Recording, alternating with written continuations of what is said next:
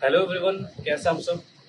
सो previously मैंने question पूछा था आपसे, क्या कंपनी अपना आरओएम रजिस्टर्ड ऑफ मेंबर को क्लोज कर सकती है या नहीं।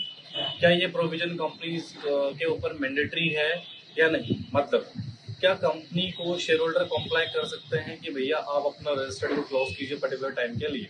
सो ये मेरा क्वेश्चन था बेसिकली।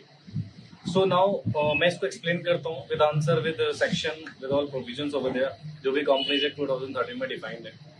तो अगर कंपनीज एक्ट 2013 सेक्शन 91 की बात करें तो this section is not mandatory upon company. मतलब ये मैंडेटरी तो नहीं है। तो ये कंपनी के डिजायर के ऊपर है कम्प्लीटली कि वो अपना रजिस्टर्ड ऑफ मेंबर को क्लोज करना चाहती है या नहीं चाहती है। This is upon company only. ठीक है, तो शेयर होल्डर कंपनी को कंप्लाई नहीं कर सकते हैं, मेंबर कंप्लाई नहीं कर सकते हैं कि आप आरओएम को क्लोज कीजिए। अब प्रश्न दिमाग में आता है, सर कंपनी अपने रजिस्टर्ड को क्लोज क्यों करते है, क्लोज का मतलब क्या है, राइट। तो बेसिकली क्या होता है, जब कंपनी को अपना डिविडेंड वगैरह इश्यू करना होता है या बोनस शेयर्स देना होता है या राइट शेयर्स देना होता है, तो जनरली इन तीनों का लिंक कंपनी के एग्जिस्टिंग शेयर होल्डर से ही है, राइट। तो एग्जिस्टिंग शेयर होल्डर है। अब आरओएम में तो क्या हो रहा है ना, एंट्री हो रही है डेली बेसिस पे, क्योंकि अगर बड़ी कंपनी लिस्टेड कंपनी है तो उनमें तो शेयर्स डेली बेसिस पे बाई सेल हो रहे हैं।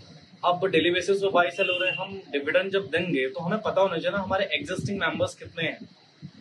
तो ये जानने के लिए कंपनी क्या करती है, कुछ पर्टिकुलर टाइम के लिए आरओएम को क्लोज कर देते हैं, भैया अब इसमें कोई नई एंट्री नहीं होगा। और अभी तक जो भी हमने अनाउंसमेंट करी है और इस अनाउंसमेंट तक जितने भी शेयर होल्डर्स थे, जितने भी मेंबर कंपनी है, उन्हीं को ही हम डिविडेंड वगैरह, बोनस शेयर वगैरह या फिर राइट शेयर्स वगैरह इशू करेंगे।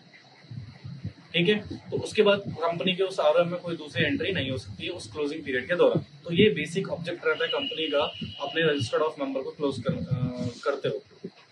सो अब प्रश्न आता है, सर कितने समय पीरियड के लिए, कितने टाइम के लिए आरओएम क्लोज हो सकता है, क्या कंपनी एक्ट में ऐसा कोई प्रावधान है। यस, सेक्शन 91 स्पेसिफिकली बताता है कि अगर कंपनी अपना आरओएम को क्लोज कर रही है तो उसका टाइम पीरियड क्या रहेगा।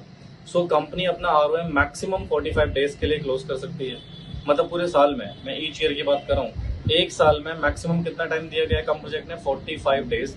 इससे ज्यादा क्लोज आप नहीं कर सकते हो अपने आरओएम को। एग्रीगेट की बात करूँ मैं, ठीक है। अब यहाँ पर वन टाइम लिमिट भी दे रखी है, मतलब आप पूरे साल में 45 दिन का समय है आपके पास, बट वन सिंगल टाइम की भी यहाँ पर लिमिट दे रखी है, दैट इज 30 डेज से ज्यादा नहीं होना चाहिए। तो उसको एग्जांपल समझते हैं, जैसे मान लीजिए कंपनी को आज रजिस्टर्ड अपना रजिस्टर क्लोज करना है, तो कितने दिन के लिए कर सकते हैं। तो भैया यहाँ पर टाइम फ्रेमिंग है basically 30 days, maximum 30 days, right. अब वो कम भी हो सकता है, 10 दिन के लिए, 5 दिन के लिए, बट 31 दिन के लिए वन टाइम पे नहीं हो सकता।